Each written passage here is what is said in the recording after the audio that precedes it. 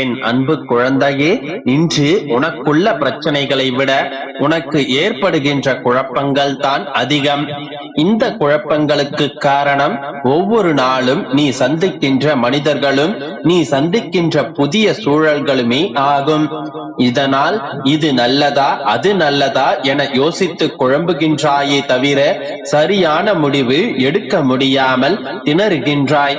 இந்த நிலையில் இருக்கின்ற உன்னை சரியான இடத்திற்கு நான் அழைத்துச் செல்வேன். பிறந்த குழந்தை வெளிச்சத்தை பார்க்க கண் கூசுகின்றது என்பதற்காக கண்களை மூடிக்கொண்டே இருந்தால் அதனால் கடைசி வரை உலகத்தை பார்க்க முடியாமலேயே போய்விடும்.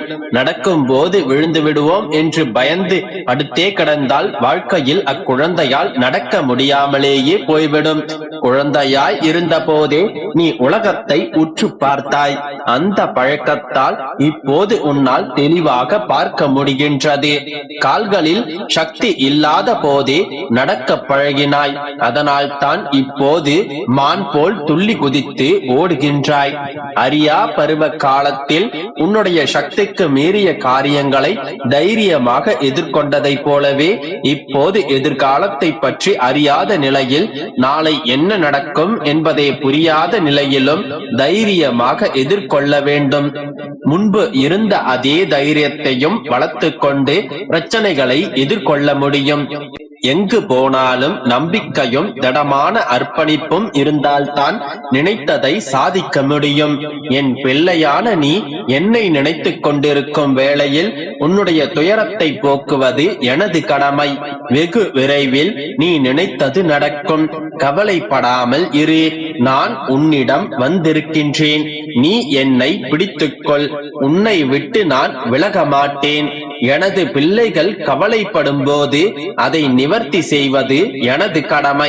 மழை வருவதற்கு முன்னால் மேகம் எப்படி கருப்பாய் சூழ்கின்றதோ அதே போல இருள் இருக்கும் இடத்தில் ஒரு சின்ன வெளிச்சமும் இருக்கும். அது மெல்ல மெல்ல படர்ந்து பேரொளியாய் மாறும் நேரம் இது.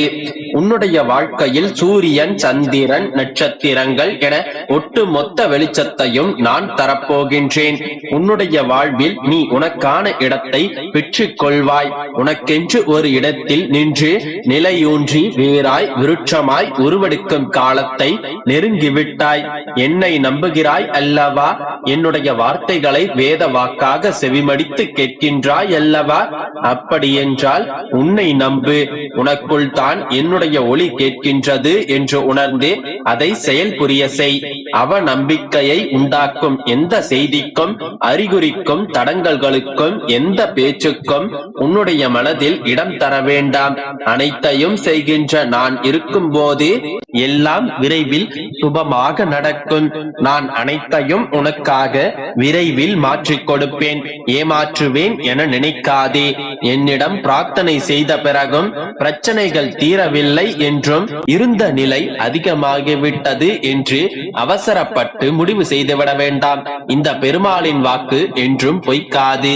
நீ என்னிடம் வேண்டி நின்றதை நிச்சயம் பெறுவாய். நீ நினைத்ததை சாதிப்பாய். என்னை முழுமையாக நம்பு. எனது சொற்படி நடந்தால் உன்னுடைய வாழ்க்கை விரைவில் சொர்க்கமாக மாறும். நீ சொன்னதெல்லாம் விரைவில் நடக்கும்.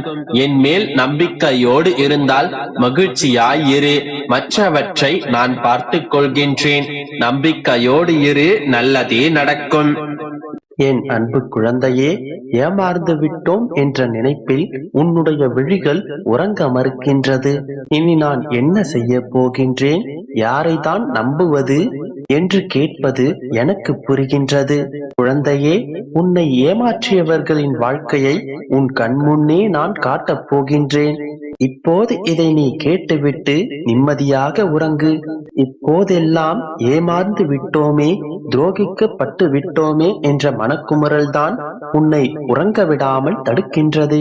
நம்பி ஏமாந்த நீ இவ்வாறு புலம்பிக் கொண்டிருக்கும் போது உன்னை ஏமாற்றியவர்கள் எந்த குற்ற உணர்ச்சியும் இன்றி சந்தோஷமாக அலைந்து கொண்டிருக்கின்றதை பார்த்து உன்னுடைய மனம் இன்னும் வேதனை அடைகின்றது.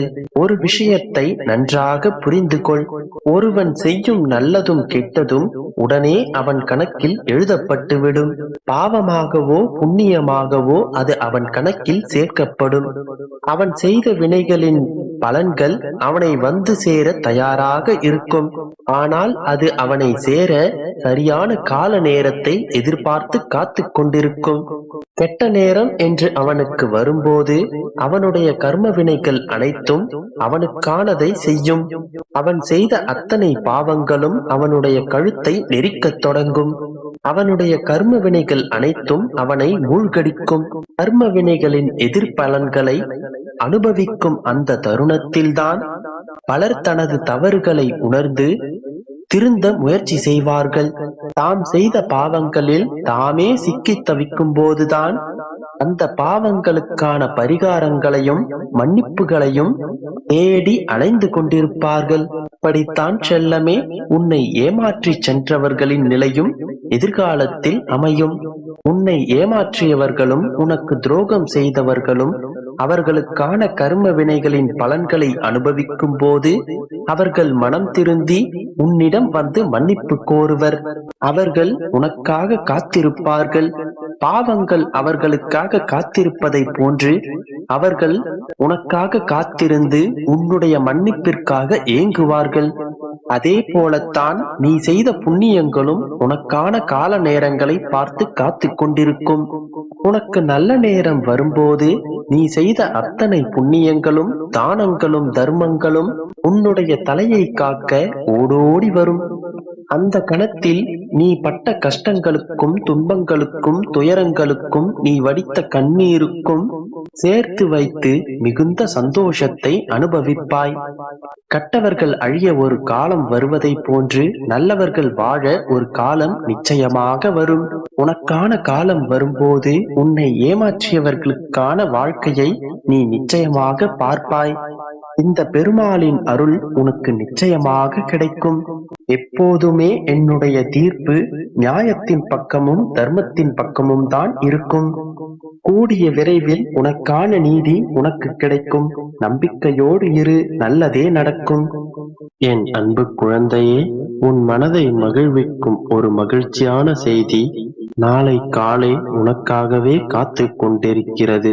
செல்லமே, அப்பாவின் இந்த வார்த்தைகளை நம்பி நீ இப்பொழுது நிம்மதியாக உறங்கினால் நாளை காலை உனக்கான அந்த விஷயம், நீ நீண்ட நாட்களாக என்னிடம் கேட்ட அந்த விஷயம் நிச்சயமாக உன்னை வந்து சேரும்.